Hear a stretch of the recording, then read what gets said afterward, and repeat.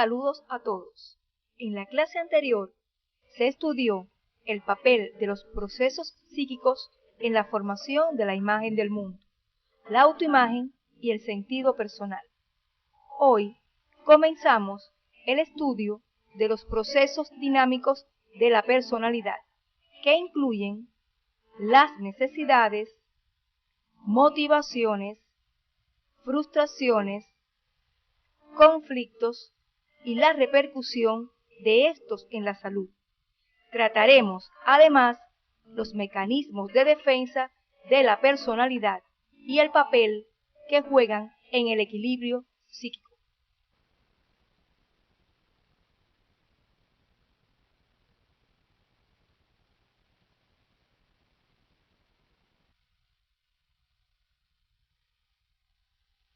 El estudio de este tema les permitirá fundamentar el condicionamiento sociohistórico de las necesidades y las motivaciones humanas y su importancia en el proceso salud-enfermedad, así como identificar las frustraciones, conflictos, el nivel de aspiraciones, la autovaloración y el papel de los mecanismos de defensa en el mantenimiento del equilibrio psíquico.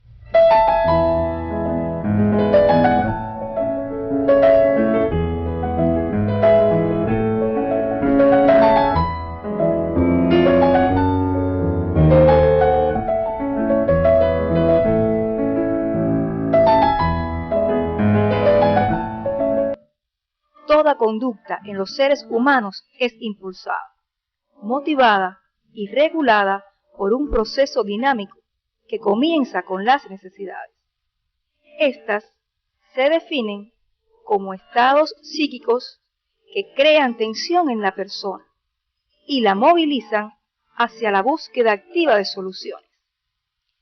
Esta tensión surge de la interacción del hombre con la naturaleza y la sociedad y requieren de un objeto para satisfacerlas.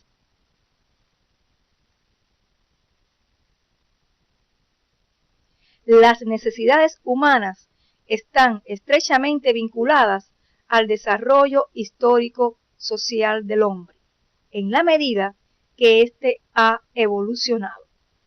En la época primitiva se vivía en comunidad y el hombre necesitó organizarse para lograr sobrevivir en un medio hostil, construir sus instrumentos de trabajo y ayudarse para satisfacer sus necesidades biológicas de alimentación. En la actualidad, los hombres hacen suyos los sentimientos superiores y pueden regular su conducta por encima de sus necesidades biológicas. Desde el nacimiento, el niño necesita satisfacer sus necesidades biológicas que le permiten sobrevivir.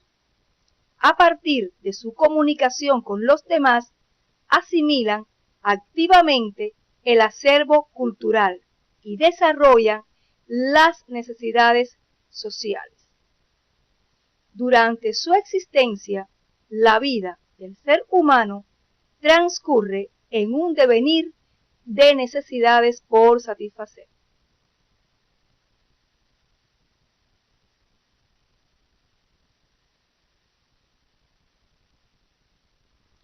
Por lo que las necesidades en el ser humano se clasifican a partir de dos ejes fundamentales.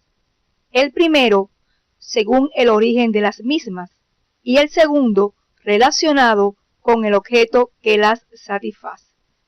Por su origen, las necesidades se dividen en dos grandes grupos, biológicas o naturales y sociales o culturales.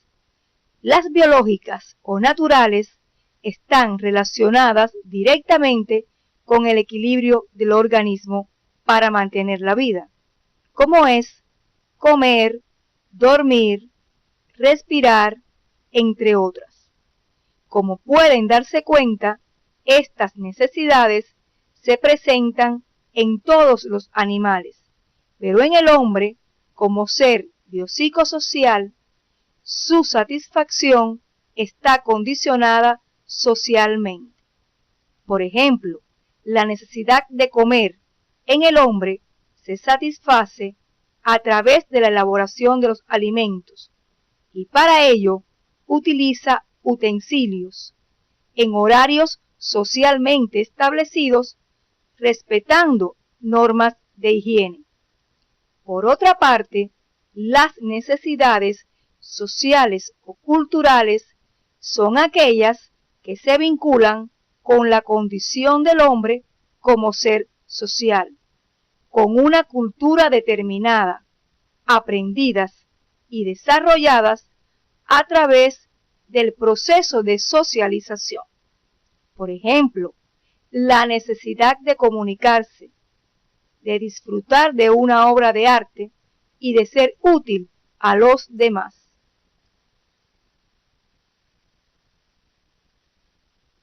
El otro eje de clasificación de las necesidades es de acuerdo con el objeto que las satisface, los que pueden ser materiales o espirituales.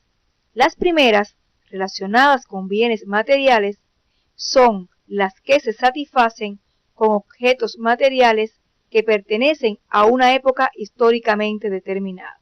Por ejemplo, la vivienda, prendas de vestir, entre otros. Las necesidades de bienes espirituales tienen como objeto para su satisfacción elementos no materiales de la cultura, como son los ideales, valores, convicciones, creencias, entre otras.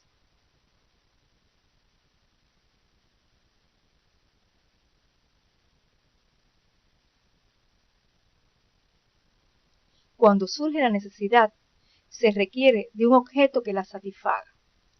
Cuando el hombre identifica ese objeto, se convierte en motivo y conduce de una u otra forma a su actuación. Los motivos se clasifican de acuerdo a su contenido, la forma de manifestación y al nivel de conciencia. Por su contenido se refiere a la naturaleza del objeto de la actividad. A manera de ejemplo, podemos citar lo siguiente. Cuando ustedes, como estudiantes, desarrollan su actividad intelectual y utilizan el CD de la asignatura, este último se concreta en el objeto de la actividad, es decir, en su motivo, por lo que por su contenido es de origen cognoscitivo. Asimismo, pueden ser también laborales, artísticos, profesionales, entre otros.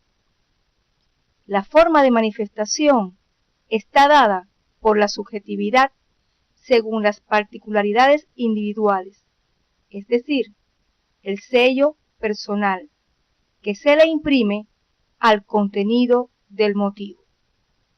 La forma de manifestación es a través de intereses, convicciones, aspiraciones e ideales. Y, de acuerdo al nivel de la conciencia, pueden ser conscientes o no. El consciente es cuando la persona conoce lo que motiva su conducta, y no consciente el que la orienta, sin que la persona pueda explicarse el porqué de su actuación.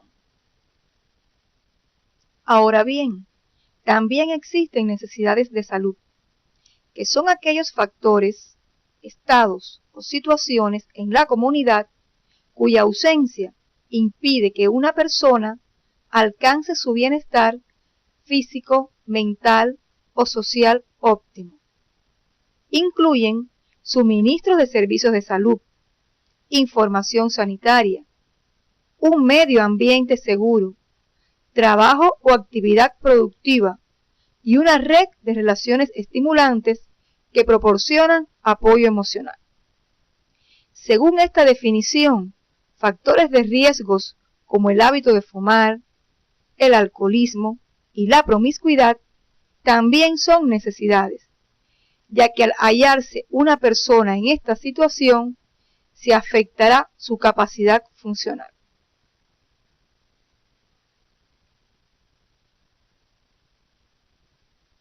Podemos entonces afirmar que existen dentro de las necesidades de salud las objetivas y las subjetivas, que no siempre coinciden en la persona, y son estas las que movilizan a buscar la ayuda médica. La necesidad objetiva es la necesidad real, la que existe independientemente de tener conciencia o no de la misma. Son los síntomas que hacen que piense en la enfermedad. La necesidad subjetiva es la que el paciente siente y hace que se motive, movilice toda su actuación a la búsqueda de acciones de salud para satisfacer su necesidad.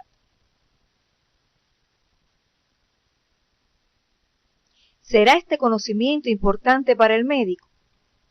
Consideramos de gran importancia para su labor profesional, porque en primer lugar dirige su accionar a las personas, la familia y la comunidad. Por ello, debe lograr un nivel de educación para la salud que le permita la coincidencia cada vez mayor entre la necesidad objetiva que él es capaz de diagnosticar y la necesidad subjetiva que sienten sus pacientes en la búsqueda de solución y ayuda a sus problemas de salud. Esto hace que la persona se convierta en sujeto de su propia salud y con la correspondencia de ambas necesidades, las motivaciones de salud de las personas ocuparán el lugar que realmente corresponda en su jerarquía de motivos.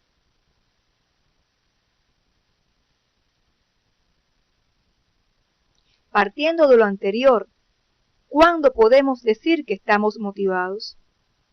El hombre, primeramente, siente una necesidad, la que a través de un motivo, que es el objeto que satisface la necesidad, éste despierta una carga afectiva, llamada motivación. La motivación nos conduce a la actividad que puede satisfacer la necesidad a través de una conducta motivada. Ahora bien, teniendo en cuenta que las personas constantemente tienen muchas necesidades a satisfacer, las motivaciones pueden ser inmediatas y otras a más largo plazo o centrales. Nos preguntamos, ¿cómo deciden o escogen qué necesidades van a satisfacer primero? Esto se realiza a partir de un aprendizaje que cada persona hace a través de su vida, una escala de motivaciones que lo orienta a decidir cuál necesidad va a satisfacer primero. Dirige su actuación en cada momento y el tiempo que dedicará.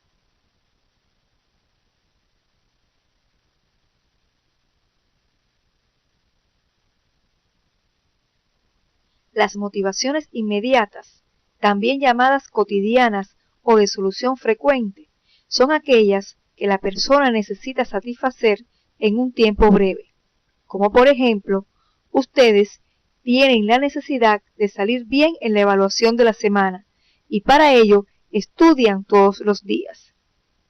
Existen además motivaciones centrales o a largo plazo que requieren años de esfuerzo para lograr satisfacerlas.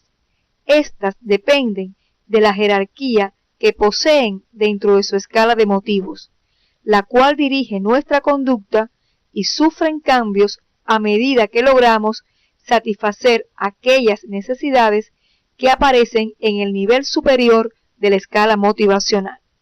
Por ejemplo, ustedes dedican su tiempo al estudio diario para aprobar las asignaturas, siendo estas sus motivaciones inmediatas, con la finalidad de satisfacer la necesidad de ser profesionales de la salud, la que constituye una motivación a largo plazo. Esta escala motivacional se modifica en las distintas edades. Lo que resulta importante para un niño es diferente para un adulto joven o una persona de la tercera edad. Conocer la escala de motivos le permite a la persona realizar actividades que garanticen la satisfacción de sus necesidades, tanto inmediatas como a largo plazo, debido a que solo ella puede preverlas.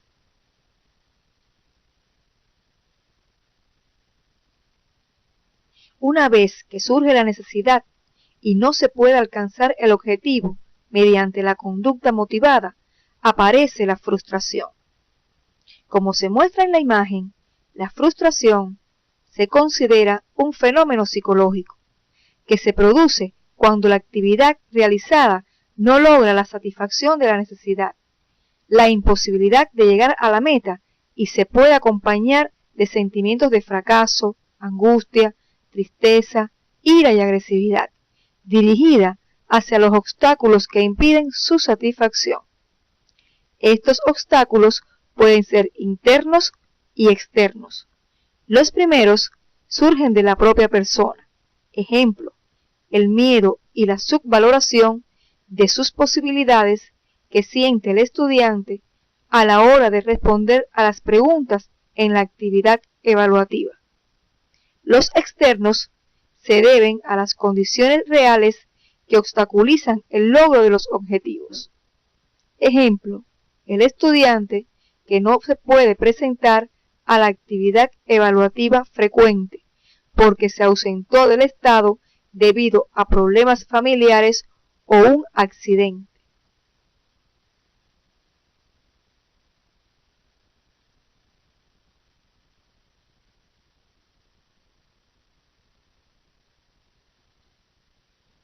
A modo de resumen, todas las personas no reaccionan de la misma manera ante los obstáculos que impiden la satisfacción de sus necesidades. Por ello, cada una tiene un nivel de tolerancia a las frustraciones.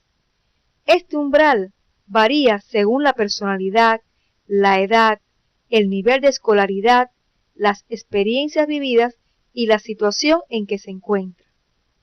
Pasado este límite de tolerancia, puede su conducta desorganizarse, sentirse triste, derrotado, angustiado, fracasado, perder el sentido de la vida, incluso disminuir sus defensas inmunológicas e influir en la predisposición o descompensación de enfermedades como la hipertensión arterial, úlceras gástricas y el asma bronquial. Por ello, las frustraciones son una fuente importante de insatisfacción e influyen en el equilibrio biopsicosocial. No siempre las frustraciones tienen una consecuencia negativa para la conducta y la salud de las personas, ya que pueden continuar en la búsqueda de nuevas acciones para satisfacer la necesidad o dedicar su actividad a la satisfacción de otras e insistir en el logro de sus objetivos. Otro de los aspectos dinámicos de la personalidad son los conflictos, los que se producen cuando el sujeto tiene simultáneamente y en contraposición dos o más motivos de igual significación o situaciones valoradas de forma similar en su jerarquía motivacional, por lo que obtener uno implica renunciar al otro. Los mismos siempre van cargados de aspectos negativos como son la ansiedad y la inseguridad. Podemos encontrarnos con conflictos de muy poca importancia y otros de tal magnitud que provocan angustias, y cuando se prolongan durante largos periodos, provocan daños psicológicos importantes.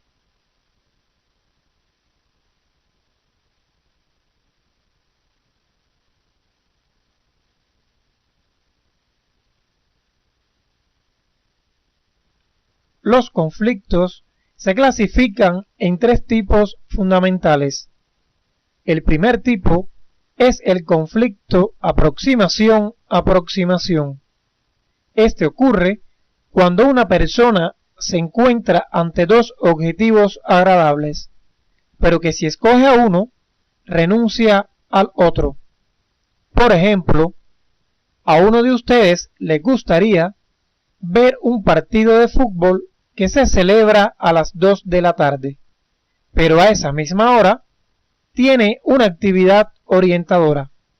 Si va al estadio, no puede asistir a la actividad y viceversa. El segundo tipo es el conflicto de evitación-evitación. Ocurre cuando el sujeto se encuentra frente a dos estímulos desagradables. Quiere evitarlos, pero por determinadas circunstancias tiene que decidirse por uno de ellos. Por ejemplo, una persona tiene síntomas de una enfermedad y no desea ir al médico por temor al diagnóstico y al tipo de tratamiento a recibir.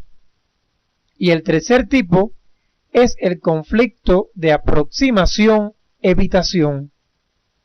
Consiste en sentirse atraído y repelido simultáneamente en una misma dirección.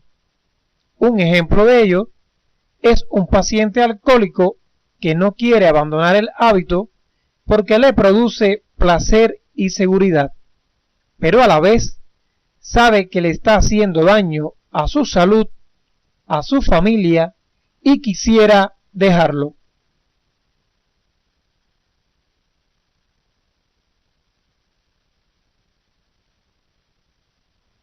Puede decirse que las frustraciones y los conflictos pueden influir negativamente en la salud a través de las conductas no saludables, pero a su vez pueden ser una prueba para mejorar la autoestima y superar situaciones difíciles. Las frustraciones tienen mayor trascendencia porque desempeñan un determinado papel en la etiología de muchas enfermedades, tanto las producidas directamente por la ansiedad y la depresión derivadas de la frustración, como las causadas por determinados excesos en los que puede caer la persona para compensar su frustración, tales como el hipererotismo, el alcoholismo y la drogadicción, entre otras. Usted, como médico, puede brindar apoyo emocional y consejería para ayudar a superar estas situaciones. Hasta aquí hemos tratado los conflictos, las frustraciones y su repercusión en la salud.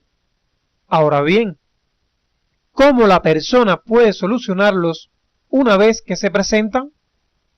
Lo hace a través de una jerarquía de motivos y que posee cualidades como son dirección, estabilidad e intensidad, para lo cual usted debe profundizar en la bibliografía propuesta para el tema.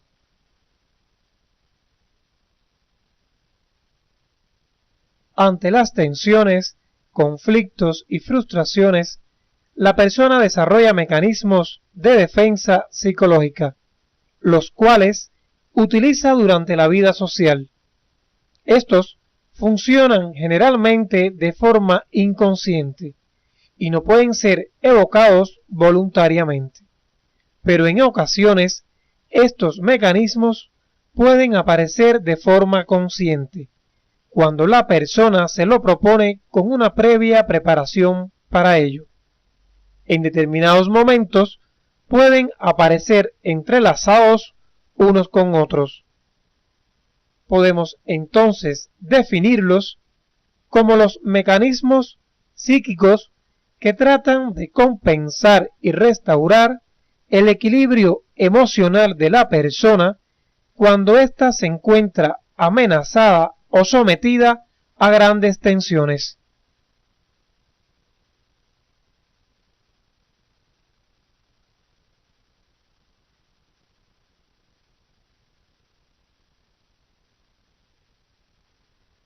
Existen diferentes tipos de mecanismos de defensa psicológica, como son la represión.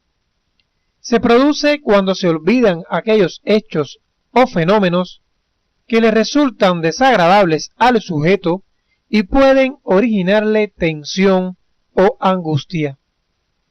La proyección consiste en que la persona ubica los defectos, ideas, actitudes o acciones propias en otras personas. La catatimia ocurre cuando la afectividad del sujeto modifica sus percepciones y distorsiona su reflejo de la realidad objetiva, al matizarlo con su subjetividad. Un ejemplo de ello es cuando la madre no encuentra defectos en su hijo a pesar de tenerlos. La compensación es cuando la persona sustituye elementos de su actividad en los cuales se siente inferior por otros que le resultan superior. Puede ser directa e indirecta. La compensación directa es cuando se superan las debilidades iniciales que motivaron el sentimiento de inadecuación, mediante un esfuerzo dirigido específicamente a combatir la debilidad. Un ejemplo de ello es cuando una pareja no puede procrear y se dedican al cuidado de sus sobrinos. Y la compensación indirecta aparece cuando la debilidad inicial no se supera, sino que se sustituye. Un ejemplo es cuando una pareja no puede procrear y sustituye su necesidad con el cuidado de mascotas.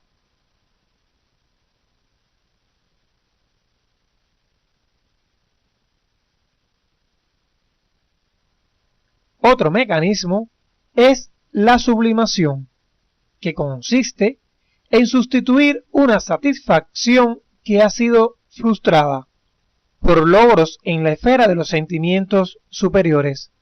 Por ejemplo, cuando una pareja no puede procrear y sustituye su necesidad con la superación científica en la que alcanza logros significativos. La racionalización es cuando la persona ofrece falsas razones para justificar acciones propias, cuya causa verdadera le crearía ansiedad o pérdida de la autoestima. Un ejemplo de ello es cuando una mujer no logra procrear y justifica la situación con el hecho de mantener la estética de su figura. Y por último, la negación, la que ocurre cuando el sujeto simplemente se resiste a aceptar la existencia de aquello que le es desagradable o doloroso. Un ejemplo es la no aceptación ante la muerte súbita de un familiar querido. Ustedes podrán profundizar sobre otros mecanismos de defensa como el desplazamiento, la subestimación, la simbolización y la identificación, los que aparecen en el libro Psicología y Salud del CD del módulo.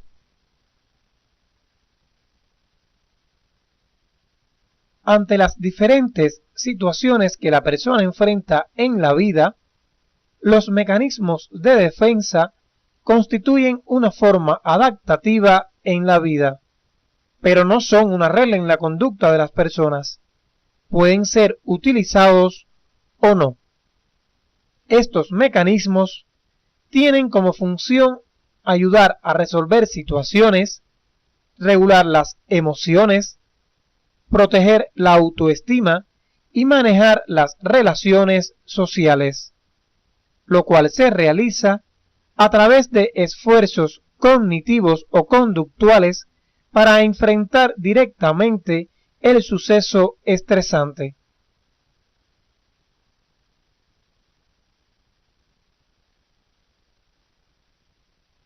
La autovaloración y el nivel de aspiración están ligados al origen de las frustraciones. De ello depende que un evento sea frustrante o no.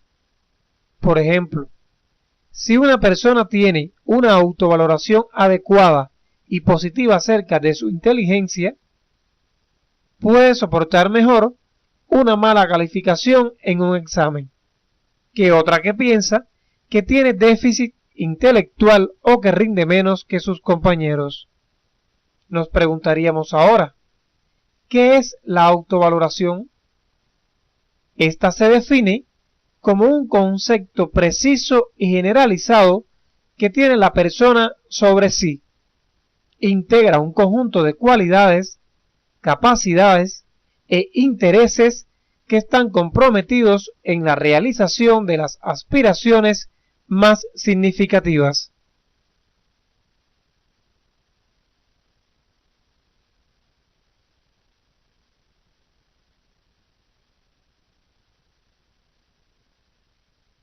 La autovaloración tiene una función valorativa y otra función autorreguladora. La función valorativa se refiere a la posibilidad que adquiere la persona en el curso de su vida de enjuiciar su comportamiento y sus cualidades. Por otra parte, la función autorreguladora le permite regular su comportamiento de acuerdo a sus posibilidades en el planteamiento de metas, el nivel de aspiraciones y su autoestimación. Ahora bien, la autoestima es la evaluación que hace la persona de sí mismo y expresa una actitud de aprobación o de rechazo. Es el resultado de la autovaloración. La autovaloración puede ser adecuada o inadecuada si existe o no correspondencia entre el nivel de aspiración y sus posibilidades de realización. El nivel de aspiración es la formulación anticipada de lo que se quiere alcanzar.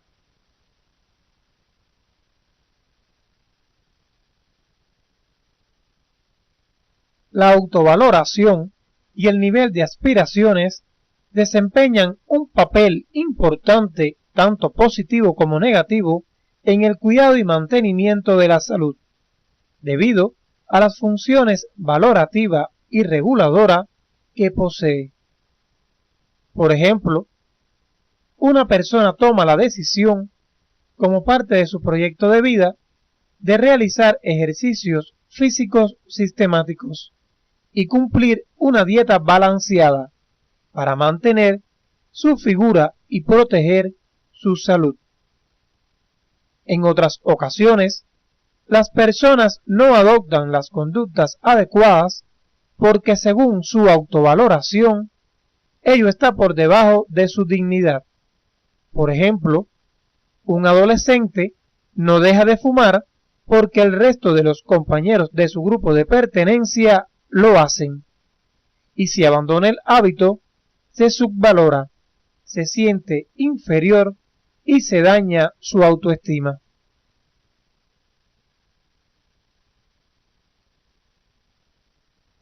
A continuación, le proponemos las siguientes tareas docentes que le ayudarán en su autopreparación durante el estudio individual. Tarea número 1. Elabore un cuadro resumen acerca de las necesidades que incluya su concepto, clasificación y condicionamiento sociohistórico, para lo cual debe revisar en el libro de texto Psicología y Salud el capítulo Subsistema Motivación y el material complementario La psiquis y su papel en la determinación de la salud, que aparecen en su CD. Tarea número 2. Referido a las frustraciones, exponga su definición y explique su repercusión en la salud. Identifique durante la práctica docente diferentes tipos de conflictos y sus efectos para la salud de las personas. Para responder esta tarea, consulte el libro de texto Psicología y Salud, capítulo 12, páginas de la 57 a la 59, que aparece en su CD.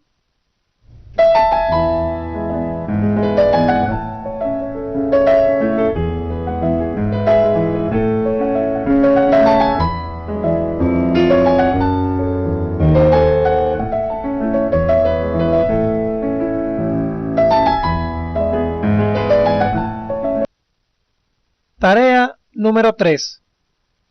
Lea la situación problemática siguiente y responda a las preguntas que aparecen a continuación. Luis es un estudiante de medicina. Tiene deseos de superarse y es muy dedicado a los estudios.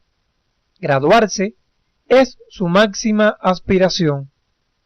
Profundiza en los contenidos y trata de ser cada día mejor. La esposa dejó el trabajo para atender a su hijo pequeño. Él siente que su carrera es importante, pero al mismo tiempo su familia también lo es. Luis necesita trabajar porque ya no cuenta con el salario de la esposa.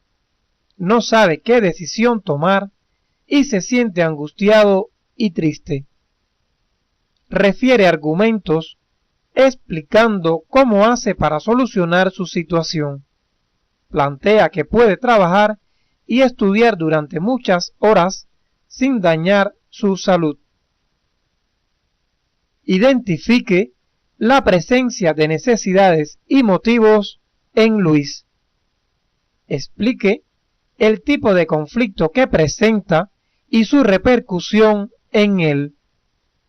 Explique cómo puede Luis solucionar su conflicto y qué mecanismo de defensa utiliza para lograr su equilibrio.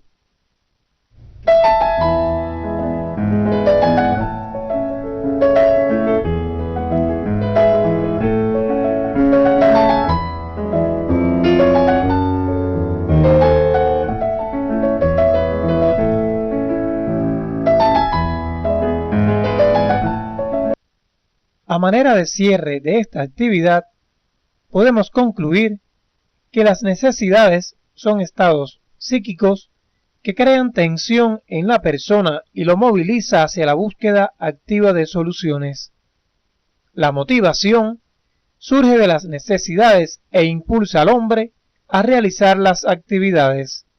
El motivo es el objeto que satisface la necesidad y conduce a la actuación. Las frustraciones aparecen cuando no se puede satisfacer la necesidad mediante la conducta motivada. Los conflictos se producen cuando el sujeto tiene simultáneamente y en contraposición dos o más motivos de igual significación en su jerarquía, por lo que obtener uno implica renunciar al otro. Los mecanismos de defensa tratan de compensar y restaurar el equilibrio emocional de la persona ante amenazas y tensiones. La autovaloración y el nivel de aspiraciones desempeñan un papel importante en el cuidado y mantenimiento de la salud.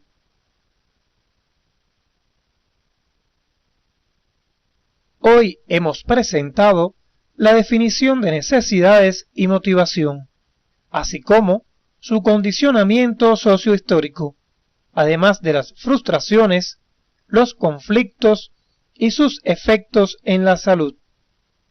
Otros contenidos estudiados fueron los mecanismos de defensa de la personalidad, su definición, tipos y su relación con el nivel de aspiraciones en la génesis de las frustraciones durante el proceso salud-enfermedad.